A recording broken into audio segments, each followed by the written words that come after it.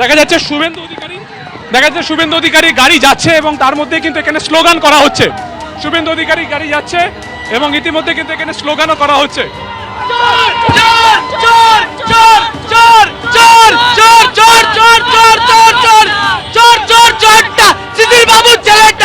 উদ্দেশ্য করে বলছেন শুভেন্দু অধিকারী শিশির বাবু ছেলে চোর, শিশির বাবু ছেলে চোর।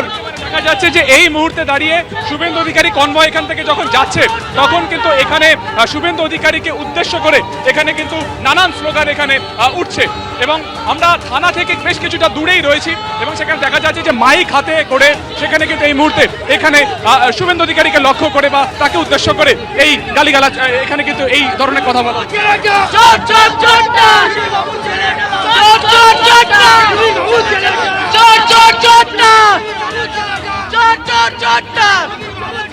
চোর, শিশির বাবু ছেলে চোর, এক নম্বরের চোর। মেদিনীপুরে অশান্তি করে লাইট বন্ধ করে ভোটে জিতেছে, লাইট বন্ধ করে ভোটে জিতেছে।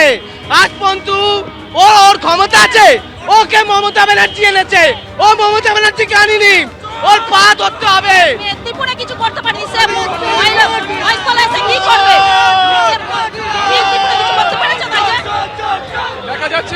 দেখা যাচ্ছে বেশ কিছু কিন্তু ট্যাবলো এখান থেকে যাচ্ছে, সেখানে রয়েছে আমি হলাম গিরগিটি, অর্থাৎ এই ধরনের কিছু কিন্তু দেখা যাচ্ছে ট্যাবলো এখান থেকে যাচ্ছে। ফলত প্রশ্ন উঠছে যে কলকাতা হাইকোর্টের নির্দেশের পর এখানে শুভেন্দু অধিকারী আসে এবং এখানে পুলিশ পোস্টিংও কিন্তু প্রচুর পরিমাণে ছিল। সেক্ষেত্রে দাঁড়িয়ে এইখানে যেভাবে শুভেন্দু অধিকারীকে উদ্দেশ্য করে এখানে স্লোগান দেওয়া হচ্ছে কিংবা এই যে গিরগিটির নামক যে পোস্টার দেওয়া হচ্ছে এইগুলো উঠছে কি করে, এই প্রশ্নও কিন্তু উঠছে। দেখা যাচ্ছে আমি হলাম গিরগিটি এই ধরনের কিন্তু ট্যাবলো সেটাও কিন্তু আমরা দেখতে পাচ্ছি চারিদিকে। সেখানে কিন্তু মাইক একেবারে সেখানে বেঁধে এই ধরনের মন্তব্য করা হচ্ছে। ক্যামেরায় তরুণের সঙ্গে সুকান্ত মুখোপাধ্যায়, এবিপি আনন্দ, মহেশতলা। এটা 163 ধারা, 163 ধারা কি বিজেপির জন্য না বিরোধীদের জন্য না হিন্দুদের জন্য? অসভ্যতা আমি চূড়ান্ত। ভেবেছিল অন্য লোক হলে ঘুরে পালিয়ে যেত, ঘুরে পালানোর সিন নেই।